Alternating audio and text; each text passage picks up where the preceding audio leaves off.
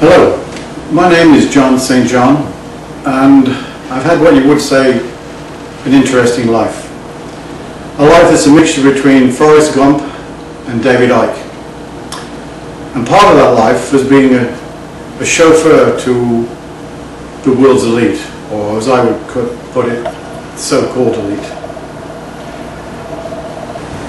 I've driven movie stars, rock stars, politicians, ambassadors, company CEOs, pharmaceutical companies, delegations, prime ministers, and even royalty. And I'd like to tell you a little bit of what I've seen throughout my life and try and help you understand the bigger picture. Because to me this issue of smart meters is a lot more important than just having a machine on the side of your house. This to me is a test. It's a test for all of us. We've come to the position where it's like the line in the sand.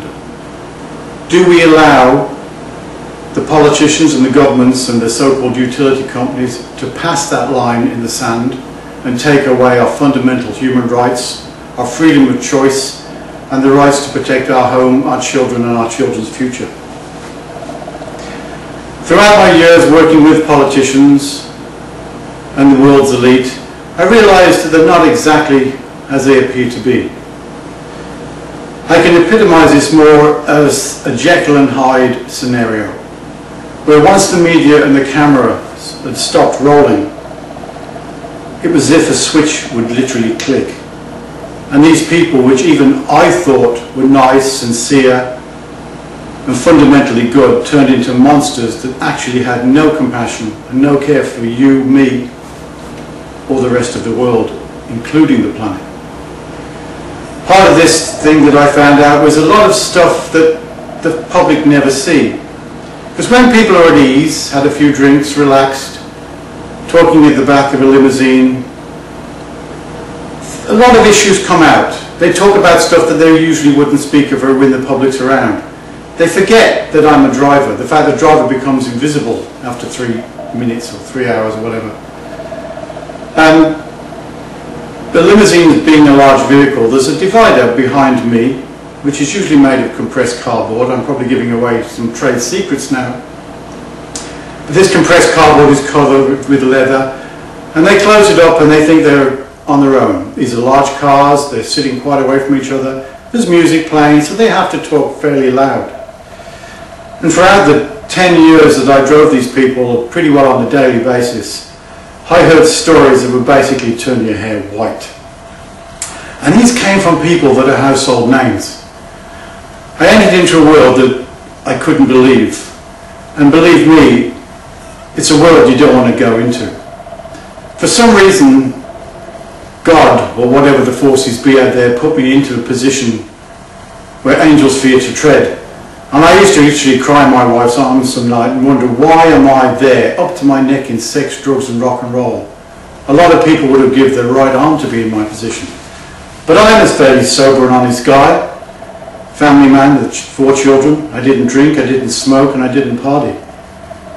But here I was, surrounded by this opulence of society and witnessing events and situations that most could only ever dream about. I found out that the hypocrisy of the elite was unbelievable. Everything we are told not to do, they do. And everything we do, they don't do. It's like you spend your life looking after your children, bringing them up correctly, teaching them right from wrong, good and bad, and morals, and accountability. The elite come along and completely throw the entire lot out of the window. So what I want to suggest is that before you go ahead and have a smart meter on your home, take a little bit of time and do the research. Find out from people, what's it about? What's the real story? Why is there a panic to have these things fitted by December of 2012? Why was there no public consultation? What's the full story about smart meters, besides the health issues and the privacy issues and the expense I mean, we're in a recession, and where we are spending $1 billion on smart meters, when the hydro company has already just purchased hundreds of thousands of digital meters, it doesn't add up. And I, for one, have witnessed and seen enough to know that the government doesn't do anything without feathering their own nest or looking after themselves. What's in it for them? So I've asked you to take a second look at having these smart meters installed on your home. And if you have them, see about getting them taken off. Because I can assure you that there's something far more sinister than just an electricity meter going on here. The fact that we've not been given the opportunity to opt out, like Quebec has now got, and also the UK have now gone to this because they've been involved in so many lawsuits. Also, we're lucky because we're not the original guinea pigs. You've got Ontario, you've got California, where in California there's a $3.8 billion lawsuit.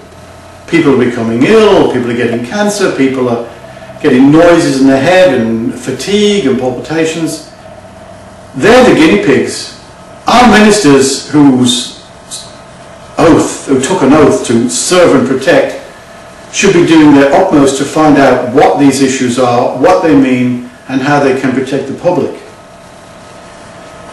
We need to make these ministers more accountable. If they're prepared to put their job on the line or even be arrested and go to prison should these things work out ineffectively and make people sick and ill, then fair enough. But if they think they can do this and just run away as so many do, then that's totally and utterly wrong. My daughter and I actually went out and printed all the no smart meter signs and all the equivalent literature to put on people's houses to stop smart meters. We then went down the road that we live on, house by house, and people were willing to take them, and everybody seemed really encouraged about going against the smart meters. And we put the signs on the meters, and some were even caged. This was great. But what happened next may surprise you. When Corex came to fit the smart meters on our street, I walked out there proudly saying, oh, well, they don't want one, they don't want one. But what happened even surprised me. As the Corex guy went to the house and banged on the door, the people would open the door, sometimes only a matter of inches, and he would say, I've come to fit your smart meter. And their reply to that was, go ahead, there's nothing I can do. And then the Corex man took great pride in pulling off the pieces of paper and the no smart meter signs and even offered to give them me back. People just folded.